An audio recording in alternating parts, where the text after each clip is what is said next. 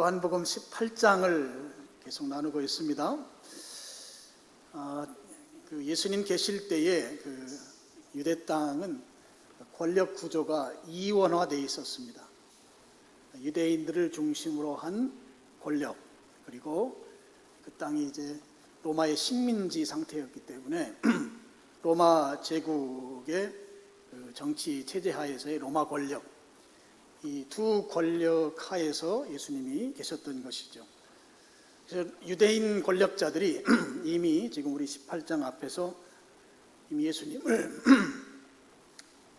사형 판결을 내리고 빌라도에게로, 로마 권력의 최고 수장이죠, 빌라도에게로 데리고 와서 지금 고소합니다. 우리 성경의 30절에는 행악자라고 이렇게 예수님을 고발하는데, 이 말은 로마 권력에 대항하는 또는 반역하는 정치적으로 위험한 인물, 이런 의미가 있는 거죠. 지금 예수님을 로마 최고 권력자인 빌라도에게 재판을 받으면서 하는 말이, 이 사람은 굉장히 위험한 인물입니다. 그러니까 이 사람에 대해서 사형 판결을 내려주십시오, 이런 고소를 지금 유대인 권력자들이 지금 하고 있다고 하는 것이죠. 그랬는데 굉장히 뜻밖의 말을 빌라도가 합니다. 31절 우리 읽었던 말씀을 보면 빌라도가 이르되 너희가 그를 데려다가 너희 법대로 재판하라 그랬습니다. 지금 유대인 권력자들이 그 이원화된 권력 구조 가운데 상위의 권력인 로마 권력자인 최고 수장인 빌라도에게 와서 도장 찍어주세요, 결제해주세요, 지금 그러고 왔는데, 빌라도가 하는 말은 너희들 또 사법제도가 있지 않느냐, 너희들 법대로 해라, 뜻밖의 말을 지금 한 것이죠.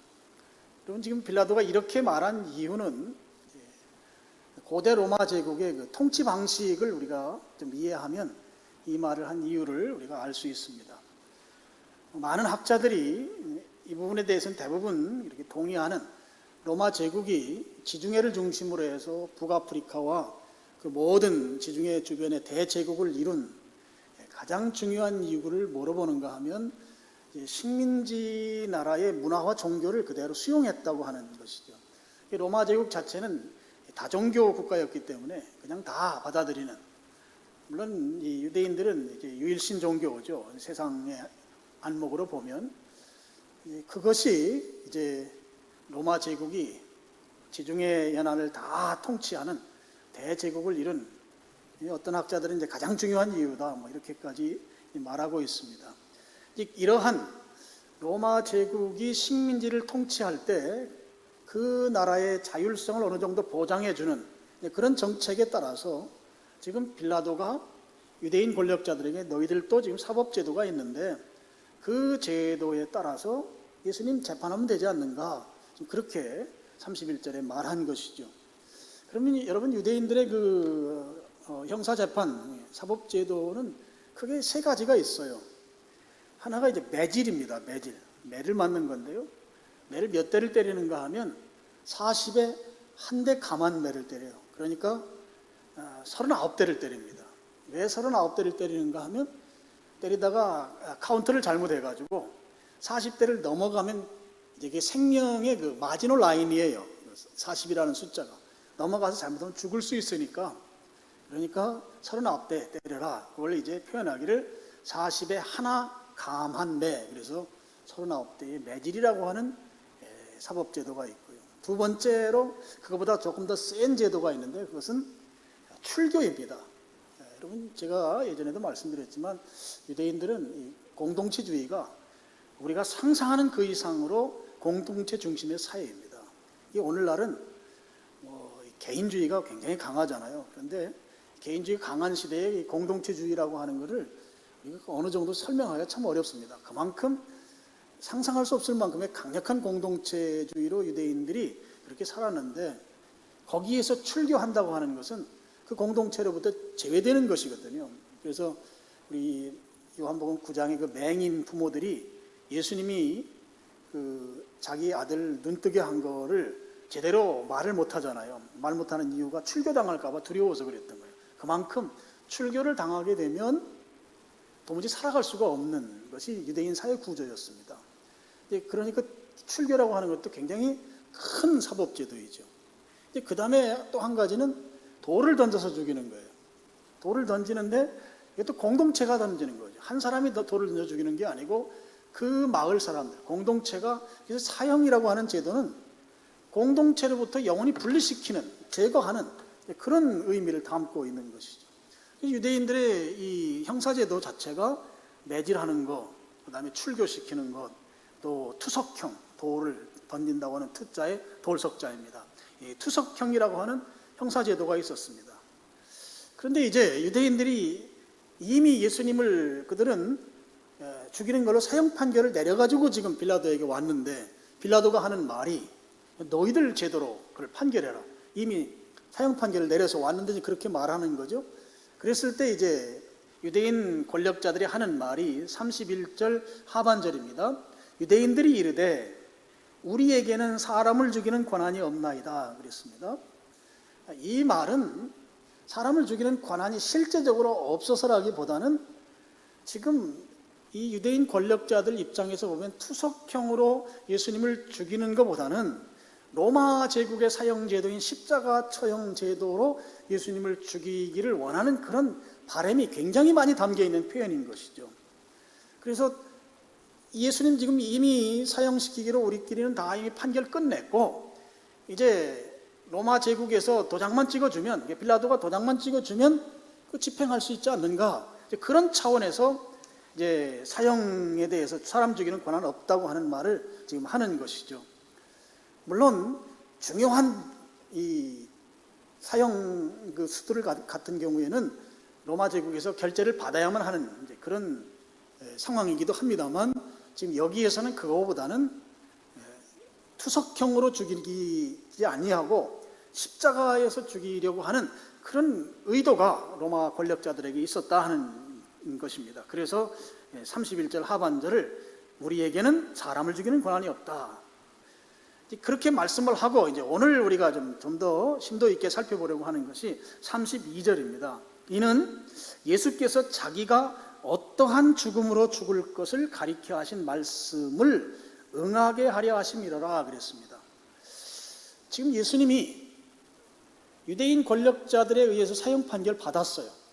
그러면 유대인들의 사형법인 돌 던져서 죽는 그 죽임을 당하셔야 합니다. 그런데 그렇게 하지 아니하고 로마 권력자에게로 데려와서 지금 로마 총독으로부터 사형에 대한 결재를 받으면, 그러면 그 다음에 로마의 처형법인 십자가에 처형하게 된다고 하는 이 사실에 대해서 예수님은 이미 그렇게 말씀하셨다 하는 것이죠.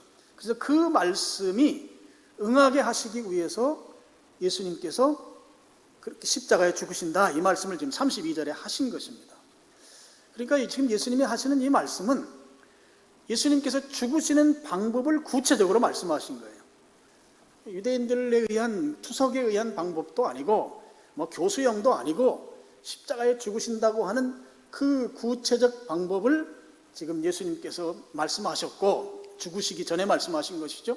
그런 다음에 그대로 이루어진다, 그것이 응할 것이다, 이렇게 말씀하신 것입니다. 그럼 예수님이 십자가에 달리시기 전에 예수님 스스로가 십자가에 죽으신다고 하는 말씀을 하셨다는 것이잖아요. 그 말씀대로 응하게 된다고 지금 하신 말씀이 32절인데, 그럼 예수님께서 그렇게 말씀하신 것이 어디에 있는가? 요한복음에는 나오지 않습니다. 그리고 사복음서 가운데 마가복음에도 나오지 않아요. 누가복음에도 나오질 않아요. 제가 다 찾아봤거든요. 그러니까 죽으시기 전에 내가 십자가에 죽는다 하시는 말씀이 마가복음도 안 나오고 누가복음도 안 나오고 요한복음도 안 나와요. 그럼 어디에 나올까요? 마태복음에 나와요. 마태복음에 2번 제자들에게 그 말씀을 하셨어요. 우리 마태복음 스크린 보시고 우리 찍어 한번 같이 읽어보시겠습니다. 마태복음 20장 17절부터 19절입니다. 시작. 예수께서 예루살렘으로 올라가려 하실 때에 보라, 우리가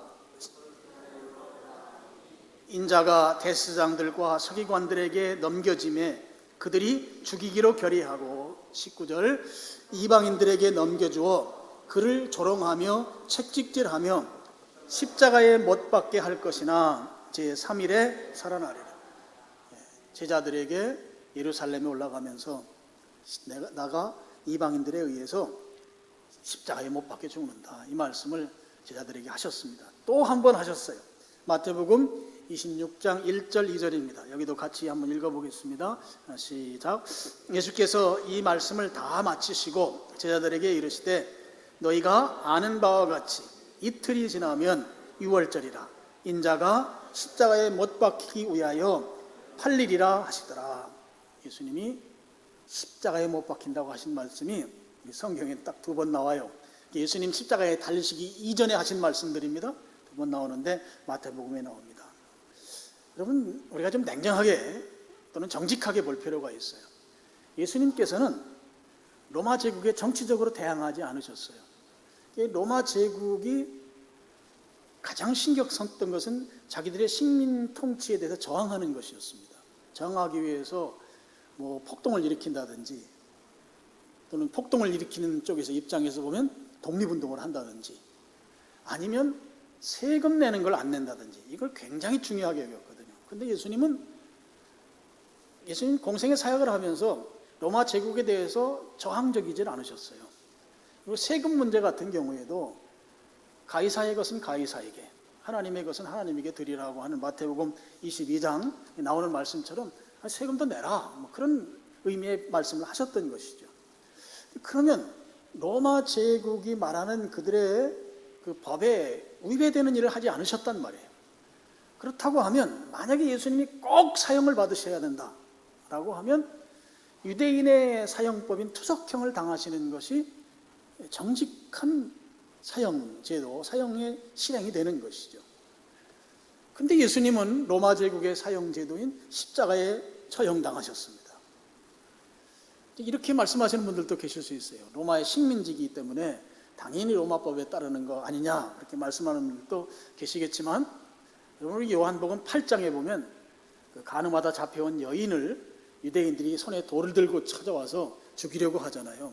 그런 투석형을 시도했던 것을 보면 충분히 당시 식민지 상태였지만 돌을 던져서 죽일 수 있었던 것을 우리가 요한복음 8장 그 가늠한 여인을 통해서 우리가 알 수 있고요. 실제적으로 돌을 던져서 죽는 투석형을 당한 스데반이 있어요. 사도행전 7장에 보면 스데반은 돌에 맞아서 순교했습니다. 그러니까 예수님의 십자가 처형이 당시의 그 식민지였기 때문에 어쩔 수 없이 로마법에 의해서 십자가에 처형당했다고 하는 그 설명은 흡족한 설명이 되지 못하는 거죠. 죽인다면 돌에 맞아 죽는 것이 원래 더 합당하다 하는 것입니다. 그런데 왜 예수님께서 오늘 십자가에 죽으셔야 했는가? 예수님 죽으시는 방법으로 십자가를 택한 이유가 무엇이냐 하는 거예요. 저는 오늘 2가지를 말씀드리고 싶습니다. 첫째, 한 가지는 인간의 죄악의 그 엄중함, 인간이 가진 죄악의 간악함을 고발하기 위한 것이다. 그렇게 십자가에 처형당하신 이유로 좀 설명을 드리고 싶습니다. 예수님은 사형당할 만한 죄를 저지른 적이 없으십니다. 유대인들은 자기들이 사형 판결을 내린 그 죄의 몫이 무엇인가 하면 하나님의 아들이라고 말했다는 그걸 가지고 예수님을 하나님 모독죄로 해서 사형을 그냥 판결을 해버린 거예요. 그럼 하나님의 아들이라고 했던 하나님 모독죄, 신성 모독죄로 우리 성경에 나오죠. 옛날 성경에는 참남죄로 나와요. 이 하나님을 모독한 그 죄라면 당연히 유대인의 그 형사제도를 통해서 돌에 맞는 그 사형법으로 예수님을 죽게 만드는 것이 옳은 것이죠. 그런데 그들은 투석이라고 하는 이 사형법을 사용하지 아니하고 지금 십자가 제도를 통해서 죽이려고 지금 그렇게 온갖 계략을 지금 꾸미고 있는 것이잖아요. 왜 그렇게 했는가? 우리의 상식을 좀 동원할 필요가 있습니다.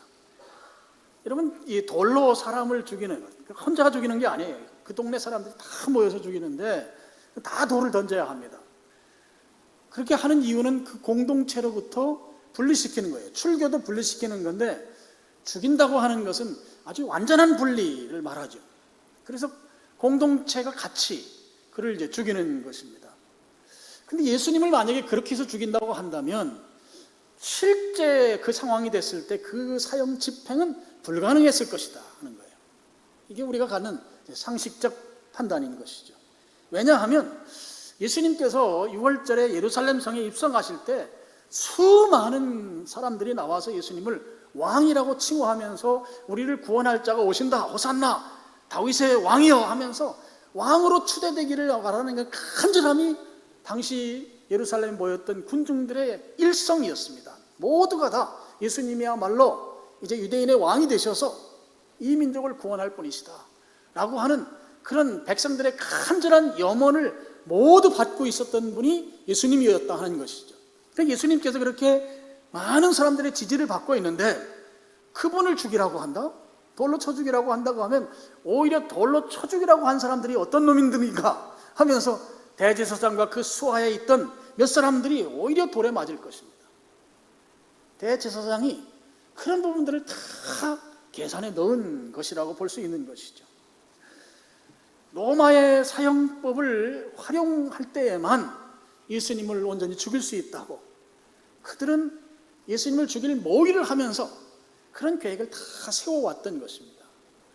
그러면 십자가의 처형을 당하게 되면 예수님을 죽이는 목적을 많은 유대인들 그 군중들의 그 큰 반대 없이 죽일 수가 있고 동시에 그들은 예수님을 죽였다고 하는 십계명의 제6계명인 살인하지 말라고 하는 이 계명까지도 어기지 않게 되는 그야말로 일거양득의 그들의 목적을 이루는 그런 것이 유대인 권력자들의 그 술수였다고 하는 것입니다.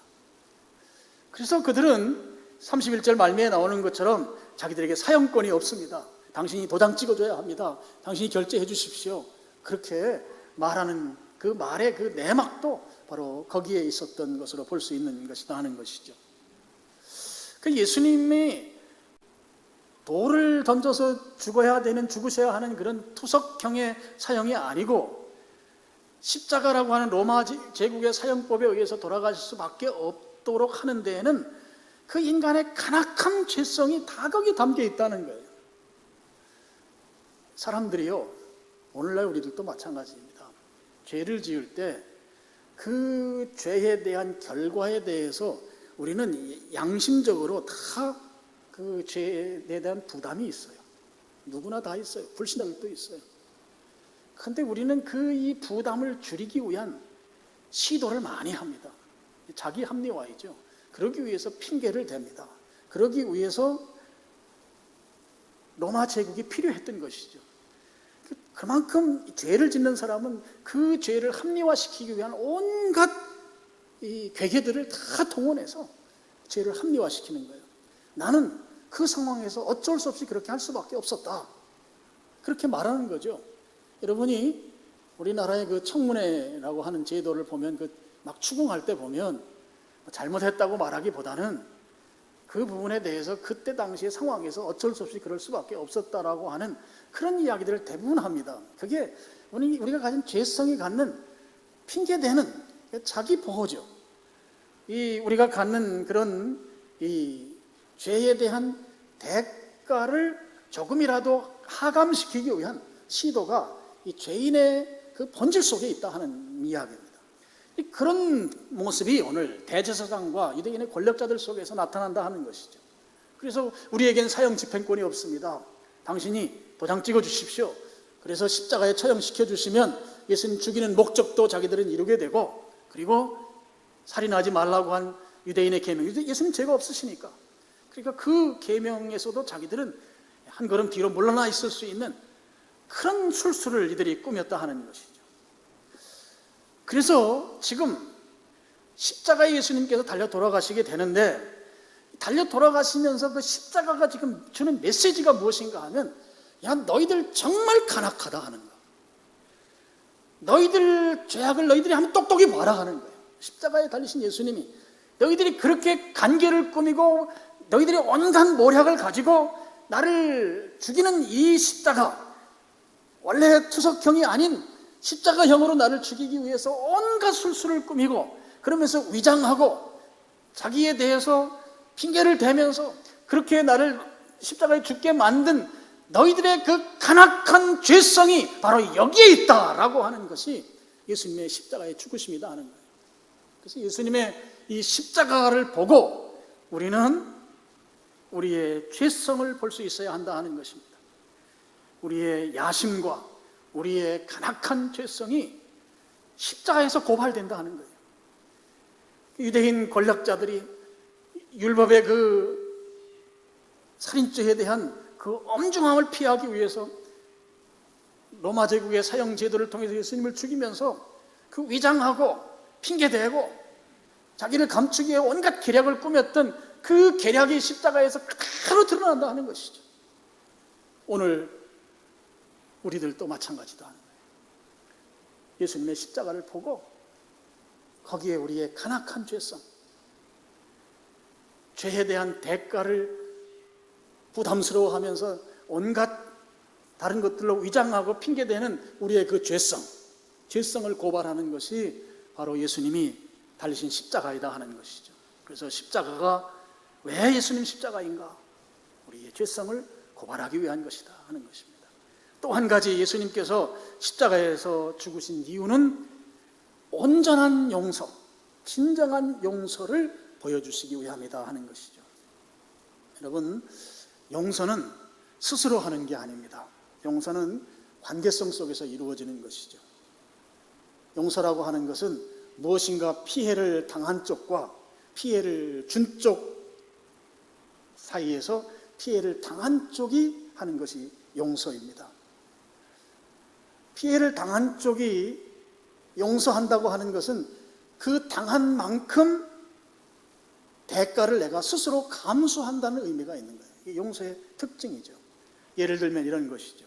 길을 가다가 술 취한 사람이 도로가에 누워 있는 거예요.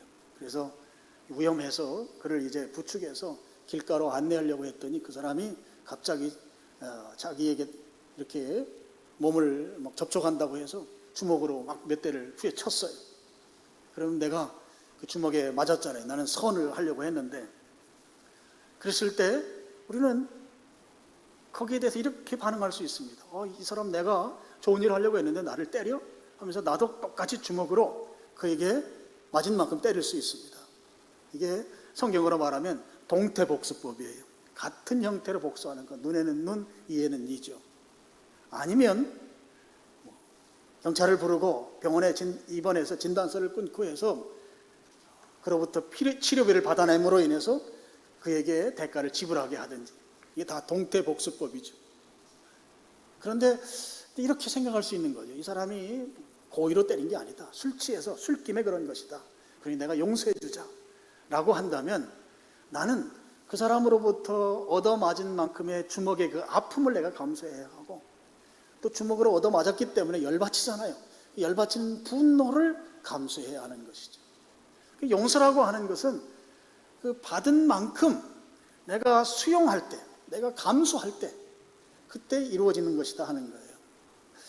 예수님께서 십자가에서 용서를 보여주셨다고 하는 것은 예수님이 우리의 죄에 대한 모든 대가를 감수하셨다고 하는 의미를 담고 있다 하는 것입니다. 우리의 죄를 온전히 감당하신 모습이 십자가에 있으신 것이고, 십자가에서 당하신 그 당함이라고 하는 것을 우리에게 복수하지 아니하고 용서하시는 것으로 보여주신 그것이 바로 십자가이다 하는 것이죠. 여러분, 죄가 온전히 용서받으려고 하면 죄의 그 크기만큼 감수해 주셔야만 가능합니다. 그럼 우리가 죄의 크기를 어떻게 알 수 있을까요? 그것을 알 수 있는 것은 하나님의 의를 통해서 알 수 있습니다. 하나님의 의라고 하는 것을 우리가 좀 이해하기 쉽도록 제가 다른 말로 표현하면 모든 것의 절대적 기준이다, 이런 뜻이에요. 하나님이 기준이다 하는 거예요. 절대적 기준. 상황, 형편, 시간에 의해서 변화되지 않는 아주 영원한 기준. 이게 바로 하나님의 의입니다. 하나님의 의에 따라서 대가를 지불할 때만 비로소 용서가 가능하다 하는 것이죠. 우리가 하나님의 의를 알 수 있는 방법이 두 가지가 있어요. 하나는 율법을 통해서 알 수 있습니다. 또 하나는 예수님의 십자가를 통해서 알 수 있습니다. 율법에 나타난 하나님의 의에 따르면 죄는 반드시 형벌을 받아야 합니다. 이건 기준이에요. 하나님의 의는 절대 기준이기 때문에 반드시 형벌을 받아야 하는 것이죠. 율법에 규정된 대로 죄에 대한 형벌은 사망이거든요. 그게 사망을 집행할 때에만 비로소 이 의를 이루게 되는 것이고, 그 의를 이룬 것으로 인해서 이제 용서를 받을 수 있는 것이죠. 그래서 구약 시대에는 죄의 대가가, 죄의 형벌이 사망이었기 때문에 계속해서 짐승을 죽였어요. 제단에 와서 양을 죽이는 일을 계속했습니다. 죽여야만 죄의 대가가 이루어지기 때문에. 근데 구약에 이 짐승을 죽였던 이 대가는 온전한 죄의 대가를 지불하는 게 아니었어요. 그래서 온전한 대가를 지불하려면 그 온전함이 나타나는 짐승이 아닌 사람이 그렇게 해야 되는 것이죠. 그래서 예수님께서는 바로 온전한 죄의 대가를 지불하기 위해서 그래서 십자가에서 죽으신 것이다 하는 거예요. 이 죄라고 하는 것이 우리들에게 가지고 있는 본래적인 것이기 때문에 이것을 예수님께서 받아들이고 감수하시지 않으면 우리는 죄의 용서함을 받지 못하는 것이죠. 그래서 말씀드린 대로 십자가는 하나님의 의가 나타난 것입니다. 십자가를 통해서만 죄의 용서를 받을 수 있는 것이죠. 예수님께서는 그 십자가에서 죽으시면서 용서하시고 결심하시고 이게 죄에 대해서 복수를 하지 않기로 하신 것이에요. 그래서 예수님이 죄에 대한 대가로 사망하신 것이란 말이죠. 그러므로 인해서 하나님의 의의 기준인 죄의 대가에 온전하게 값을 치른 것이 된다 하는 것입니다. 그래서 십자가는 온전한 용서의 자리가 되는 것이에요. 우리는 그 십자가를 통해서 우리의 죄가 온전히 용서받았다고 하는 것을 예수님께서 보여주시기 위해서 십자가에서 죽으신 것이다 하는 것입니다. 예수님이 왜 십자가를 선택했는가? 우리에 대한 온전한 용서를 보여주시기 위한 것이다. 먼저는 우리의 죄성을 고발하고 우리의 간악함을 고발하기 위해서 십자가에 죽으시고 동시에 우리를 온전하게 용서해 주시기 위해서 예수님은 십자가에서 돌아가신 것이다 하는 겁니다. 그래서 우리가 용서함 받은 거예요. 이것을 가리켜서 은혜라고 부르는 것입니다. 은혜. 우리는 아무것도 한 것이 없는데 하나님이 다 용서해 주셔서 그 은혜로 우리는 의로운 사람이 됐다 하는 것이죠. 여러분, 이 십자가는 인간 역사 가운데 사형 제도들이 많이 있어요. 우리나라는 지금은 사용하지 않지만 교수형으로 하죠. 또 어떤 나라는 전기로 사용을 하는 나라도 있고, 지금 중동에 가면 돌로 또 쳐 죽이는 그런 나라도 있어요. 각 나라마다 사형 제도가 여러 가지 있습니다. 근데 인류 역사상 가장 잔인한 사형 제도를 이렇게 연구한 그 결과로 나온 것이 고대 로마 제국의 십자가 처형이라는 거예요. 가장 잔인한 처형 방법.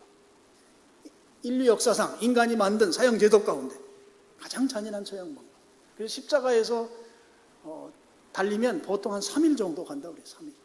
아니면 15일까지 가는 분도 있었다는 거예요. 십자가에서 여러분 이제 호흡을 하려면 이제 몸이 이렇게 위로 올라갔다 내려갔다 해야 되는데 쭉 처지니까 신경막이 눌려서 호흡이 제대로 안 되죠. 얼마나 고통스럽겠습니까? 그리고 짐승들이 와서 이제 피가 있으니까 벌레라든지 이런 것이 와서 얼마나 괴롭게 하겠습니까? 그 고통, 아주 잔인한 고통 방법. 그래서 로마 제국은 로마 시민권이 있는 사람은 그렇게 십자가로 처형하지 않았어요. 그래서 바울과 베드로가 거의 비슷한 시기에 순교했는데요. 둘의 순교 방법이 달라요. 바울은 로마 시민권자였기 때문에 교수, 칼로 이렇게 목잘림을 당하는 그런 방법으로 참수형이라고 하죠. 참수형을 당했어요. 근데 베드로는 로마 시민권이 없었기 때문에 십자가에 달렸는데 거꾸로 매달렸다고 이렇게 되어 있잖아요. 십자가에 죽는. 로마 시민들에게 너무 잔인하니까 로마 시민권은 아무리 약한 자라도 특혜를 준 거예요. 십자가 처형을 하지 않았어요. 십자가에 이렇게 죽은 그런 이 기록들을 보면 로마 정권에 반란했던 식민지 사람들, 그러니까 정치범들이죠. 주로 정치범들을 십자가에서 사용했던 것은 그렇게 나옵니다. 그래서 예수님 시대에도 갈릴리에서 독립운동이 일어났었거든요.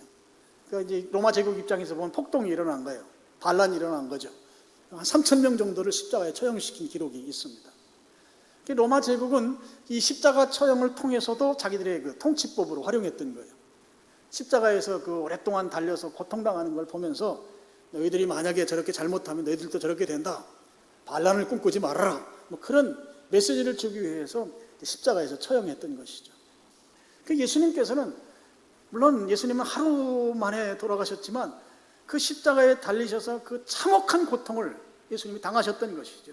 그럼 그 모습을 우리가 보고 우리는 어떤 태도를 가져야 되는가 하면 우리의 죄악이라고 하는 것이 얼마나 참혹한가, 예수님께서 우리를 용서해 주시기 위해서 얼마나 큰 대가를 지불하셨는가, 이 부분에 대해서 우리가 각성하고 우리의 깨달음이 있어야 된다 하는 것입니다. 우리를 용서해 주시기 위해서는 예수님께서는 그 용서해 주실 만큼의 대가를 스스로 감수하셨어요.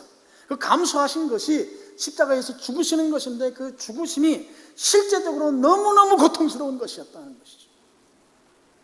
그러면 그렇게 큰 고통을 당하시면서 죽으시는 그 십자가를 바라보면서 우리가 가져야 될 태도는 내가 하나님 앞에서의 이 죄라고 하는 것이 얼마나 간악하고 얼마나 참혹하고 얼마나 큰 대가를 지불해야 할 만큼 큰 죄인가 라고 하는 데 대한 새로운 각성이 필요하다는 거예요.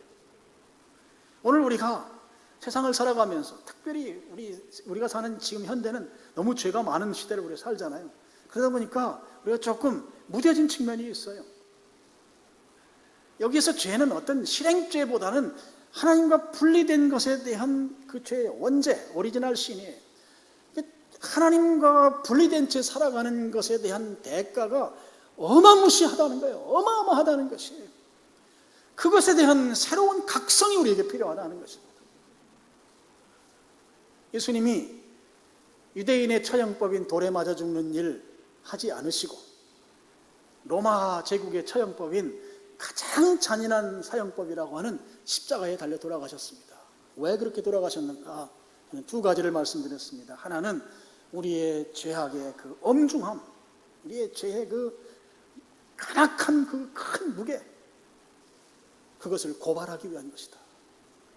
또 하나는 하나님께서 그 죄악을 용서해 주심으로 인해서 의를 이루시는데 그 용서해 주심이라고 하는 것이 얼마나 큰 대가를 스스로 감수했을 때 이루어졌는 용서인가, 용서를 보여주시기 위해서 십자가에서 돌아가셨다. 오늘 우리가 그 은혜를 잊고 사는 줄로 믿습니다. 그럼 그 은혜를 잊고 사는 우리가 어떻게 살아야 할까요? 우리 마지막 성경 구절 하나 보겠습니다. 로마서 14장 8절 9절입니다. 우리 8절 말씀 같이 읽겠습니다. 우리가 살아도 주를 위하여 살고 죽어도 주를 위하여 죽나니 그러므로 사나 죽으나 우리가 주의 것이로다. 주의 것이로다. 주의 것.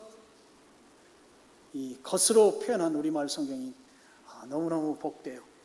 여러분, 것이라는 것은 여러분 인격체가 아닌 것이잖아요. 물건처럼 표현된 것이잖아요. 주님의 것, 주님의 소유, 주님의 소속된 자라는 것입니다. 여러분, 주님의 것이란 말은 종이라는 뜻이에요. 종. 종은 똑같은 사람이지만 주인의 말에 100% 순종하는 자가 종이에요. 그래서 종은 인격이 없어요.